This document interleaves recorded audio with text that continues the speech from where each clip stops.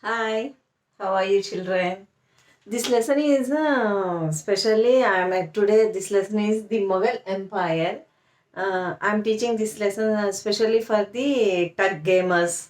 He request the tug gamers. They requested, so I want to tell, and it's my pleasure to teach this lesson. Actually, I'm feeling very happy that someone watching my videos and someone asking about the lessons to be explained. Thank you, tug gamers, for asking me. And it's my pleasure to teach this lesson. I summed up this lesson for your sake in very easy manner, so that you can remember the lesson and you can write your own answers. Let's go to the lesson. Now, this is the Mughal Empire. The Mughal Empire. Who is the founder of the Mughal Empire?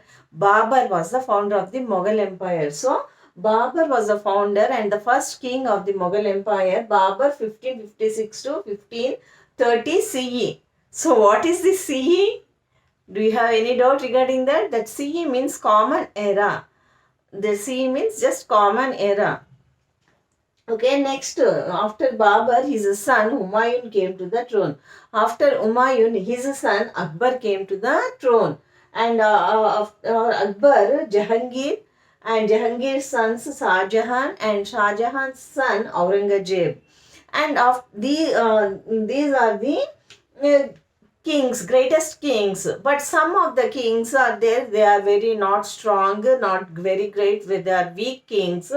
And this Mughal Empire ruled the North India till 1857, and Bahadur Shah Jafar, he was the last famous ruler of this kingdom, Mughal kingdom.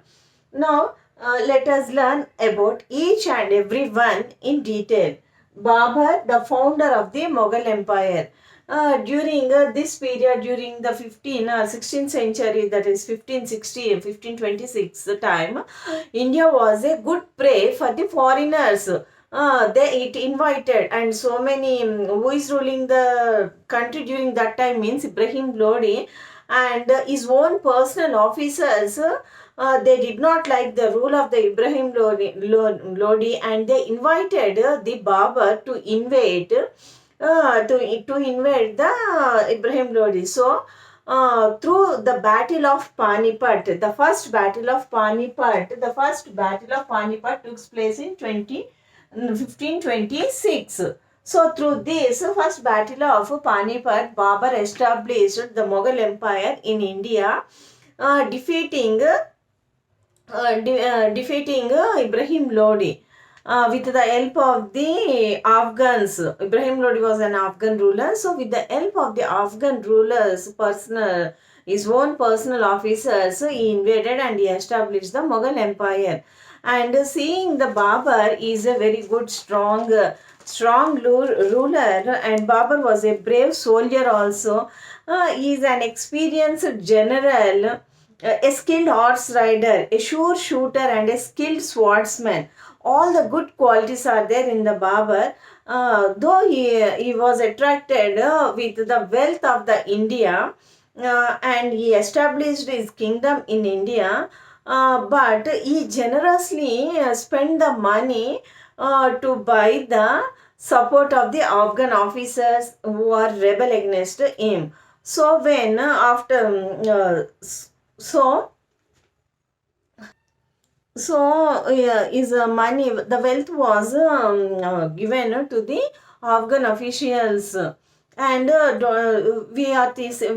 said that this Babur is a great swordsman and good ruler. Not only that, he is a very learned scholar also. Babur is not only a military commander, he is learned scholar. He is very good scholar. He wrote Babar Nama or Tujkai Babari in Turkish language. He had written on with his own. Okay, and it includes important events related to the Babur life. After the death of the Babur, his son Humayun came to the throne, and he ruled from 1530 to 1555 to 56 year CE.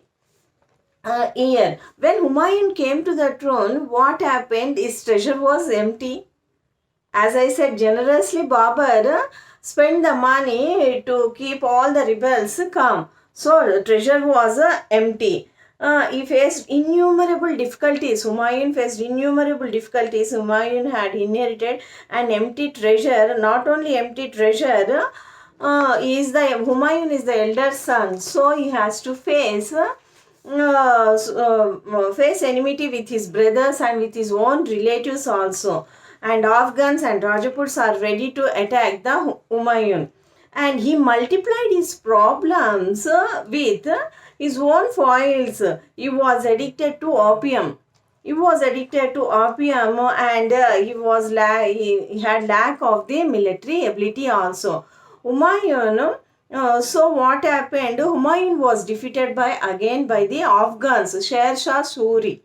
Who defeated Humayun?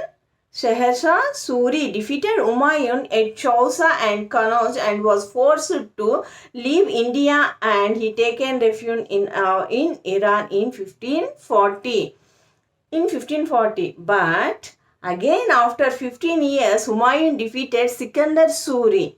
He was a weak successor of Sher Shah Suri. So again Delhi was occupied by the Mughals with the Humayun. It's Humayun only. After Humayun, but it was very unfortunate for the Humayun that after regaining his empire, he was died. He was died when he slept in his own library steps. When he went to library, he slipped there and he was died. So when Humayun was died, Akbar was only 14 years old boy. So Akbar came to the throne under the guardianship of Bairam Khan. Bairam Khan was the guardian of the Akbar. And under the leadership of Bairam Khan, the second battle of Panipat was fought. It was fought in 1556. This is first battle is 1526 and the second battle is 1556. So under the leadership of the Bairam Khan, second battle of Panipat was taken place, and Himu was defeated, and again Delhi and Agra were regained by the Mughals. So because under the leadership of Bairam Khan, they got back the Mughal Empire. So Bairam Khan enjoyed a position of respect and honor in the Mughal Empire. But slowly, what happened? This position bring differences between Akbar and the Bairam Khan. And Bairam Khan was forced to go to a pilgrimage to the Makkah, but unfortunately when he was going on, he was assassinated on the way itself. And we have to learn more about the Akbar. Under the Akbar's rule, there were so many changes. Though these Mughals, all the Mughals are followers of the Islam, Akbar also follower of the Islam only, but he showed more religious tolerance here. He showed more religious tolerance here, and his empire was extended from Kashmir in the north. From Kashmir in the north to the Godavari river in the south. He occupied Gondwana, Chittur, Ranthambore, Bihar, Bengal, Kabul, Kashmir, and so many other places. And not only that, Akbar is also very much interested in the cultural and religious activities also, oneness of the religion. So what happened? Akbar set up an Ibadat Khana. What is Ibadat Khana? It was set up in the Fatehpur Sikri. And what is Ibadat Khana? Ibadat Khana is a place where all the religious people can sit and share their opinions regarding the religions to bring the harmony, oneness among in the society. So Ibadat Khana was there at Fatehpur Sikri. And not only that, he started one new divine faith religion, that is Deen-i-Ilahi. What is the Deen-i-Ilahi? So in 1582, what he collected all the good points from the Hinduism, from the Muslim religion, from the Jains, Buddhist, and Christianity. everything, all the good points he bought and he kept in one book. That is the Din Hilahi, and he asked, he asked to follow them to maintain a good and good relation among the society, in the society. This book built the bridge among the communities, among the communities. But unfortunately, Akbar was passed away in 1605 and his son Jahangir came to the throne. Before learning about this Jahangir, let us learn about the a special thing about Akbar's 9 gems, Navaratnas. They were famously known as 9 gems or Navaratna. In the Akbar's court, they were Birbal, he was a statesmanship, and Abdur Rahim Khan, he is a good poet in Hindi. His dohas were very recited in India now also, today also. Then next one is Abul Jafar. This Abdul Jafar was a good historian, and he had written Akbarnama, I Akbari, and Faizi. The next one is the Faizi. Faizi is the brother of Abdul Fazal and is a good philosopher and he translated Bhagavad Gita in Persian language. He translated Bhagavad Gita in Persian language. Then the next important fifth person among the 9 gems, fifth gem is Tansen. He is good musician, and he is a very talented musician. And he was world famous for Raga Deepak. What is that? Raga Deepak. And the sixth one, Raja Todarmal. He was efficient administrator. Raja Todarmal, he was a very efficient administrator. Raja Man Singh, greatest is the greatest generals of the Akbar's court. And Humam, this Humam is a well-known physician. And Mullah Dopiaza, so he is the great scholar. He is known for his wit. This about the Akbar 9 gems. And coming to the next famous king, that is Jahangir.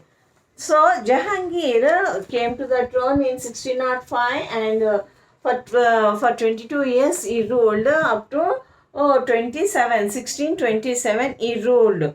And actually Jahangir is a title for the Akbar's son Muhammad Sultan Salim. Actual name of the Jahangir is Muhammad Sultan Salim.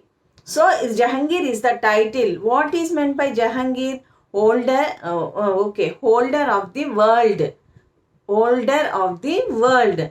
And one more title is also there, and title that is Nuruddin, light of the earth. Is 2 titles are there for the Salim. First one is Jahangir and the second one is Nuruddin. So Akbar always used to address him as Shaiku Baba. His favorite son, Shaiku Baba. Okay.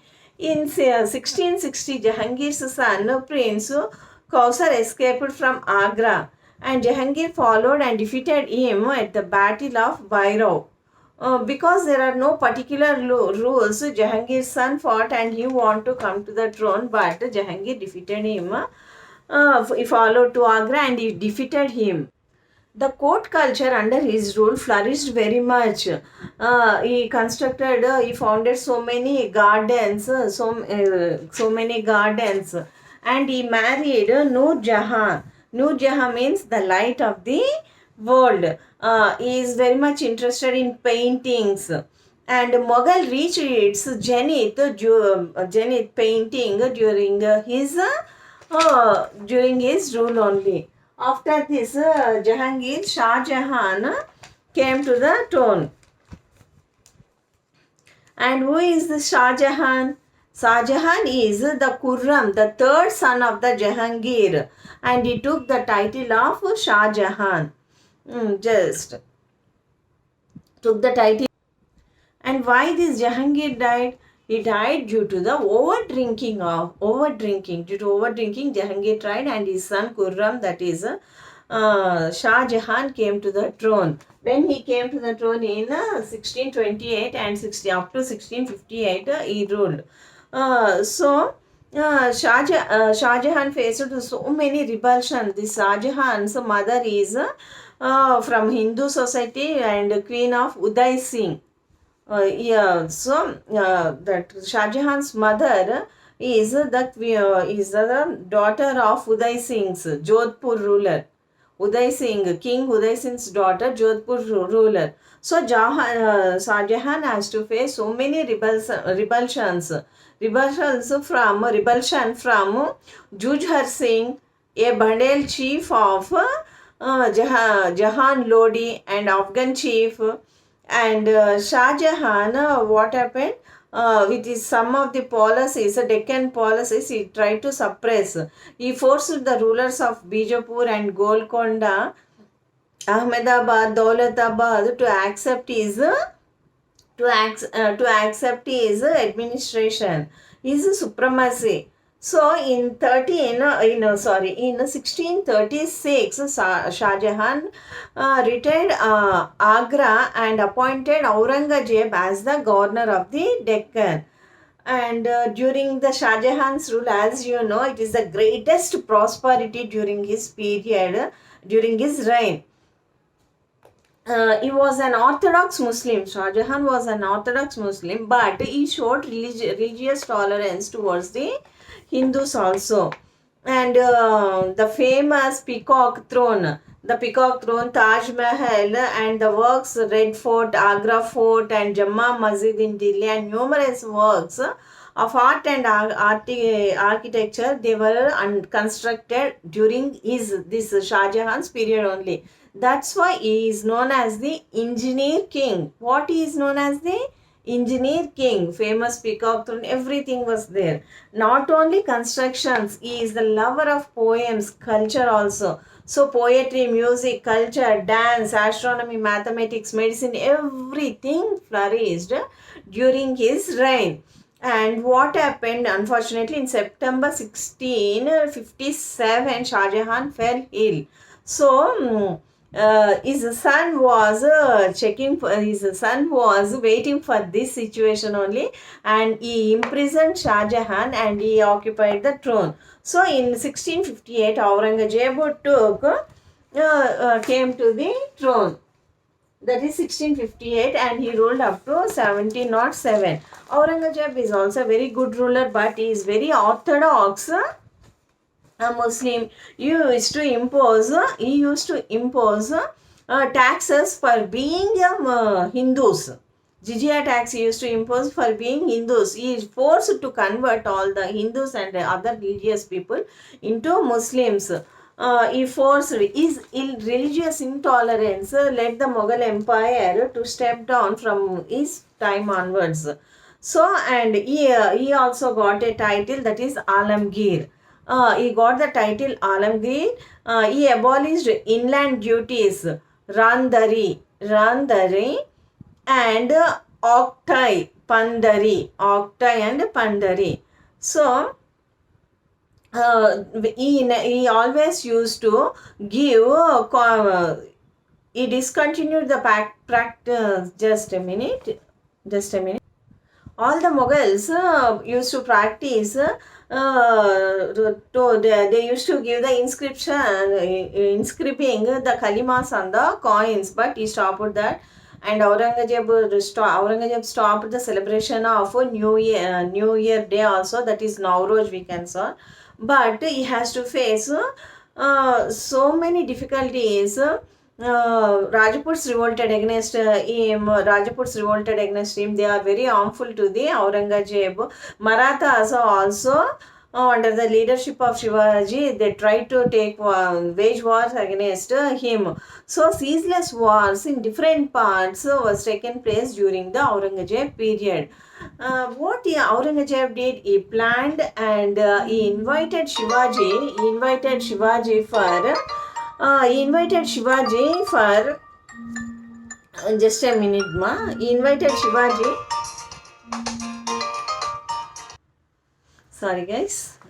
He invited Shivaji for the talks and he tactfully imprisoned Shivaji. But Shivaji also, with a very good idea, he tried to escape from the prison.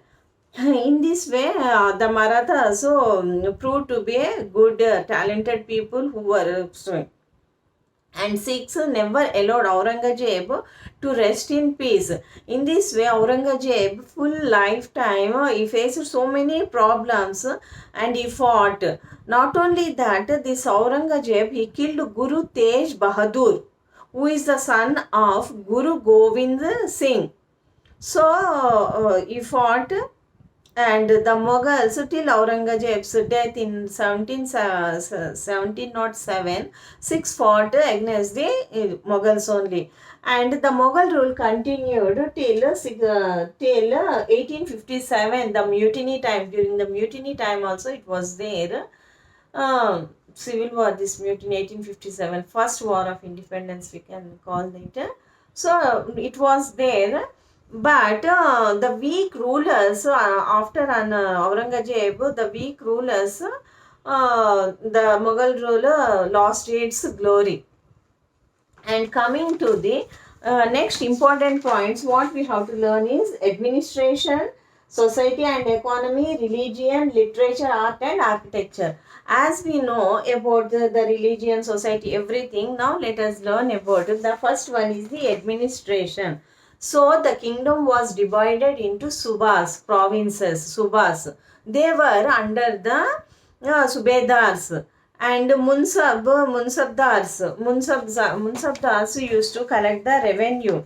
The diwanis, subedars are there, and diwanis were the collectors of the land revenue, and the kotla used to look after the law and order in the city. Akbar introduced Munsabdari system also. What is this Munsabdari system? It is based on the ranks of the position of official hierarchies. They were the head for the civil and the military administration. Who Mansabdars were the head for the civil and the military administration. Very good.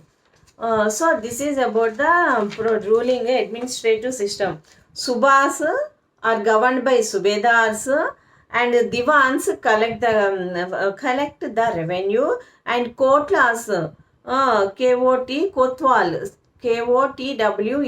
Kotwal, they used to check about the laws. And who were Mansabdars? They were the heads for the both civil and the administration, civil and military administration. So this is all about the administration. Coming to the society and economy. If we see, the society was divided into two levels, clear-cut two levels. One is the nobles, that is the kings and the ministers. They used to live a luxurious life. And the second level is the poor people, and who are doing the low jobs. They used to lead a miserable life. So the society is that. And 1/3 of the produce used to be collected as the tax. The state land was known as the Khalisas, and whatever it is going to develop, first it is going to develop there. But during this Mughal period, our goods are exported to other countries like Portuguese, Dutch and the English, Asian, Africans also. Our goods used to be exported. Indian goods used to be exported. Coming to the religion, except Aurangzeb, remaining all the kings like the Akbar, Babur, Humayun, they showed the religious tolerance to all the other religions, especially to the Hindus. But Aurangzeb did not show any religious tolerance. He was intolerant towards the Hindus. So they used to follow Muslim. All the kings used to follow the Muslim religion, and all are tolerated to all the other religions except Aurangzeb. He is the only person. So after the religion, coming to the literature, art and architecture. Here literature, art and architecture, as we learn in the Akbar, Shah Jahan, so many constructions are there. Navaratnas, as I said, Navaratnas are there, and Shalimar Garden is a famous garden which was there, maintained under the Mughals only. So this is what about the architecture, the peacock throne, everything. Just try to remember that, as I said in the earlier only. Now let us learn about the decline of the Mughal Empire. How the Mughal Empire declared the intolerance of the Aurangzeb, and he wantedly by the enmity from the these Rajaputs, and not only that, the weak successors of the Aurangzeb, and the Mughals did not have any particular rule for the succession of the throne. So the frequent fightings among the brothers, relatives, these everything lead to the weaken the Mughal Empire and the downfall of the Mughal Empire. Thank you, children, for watching.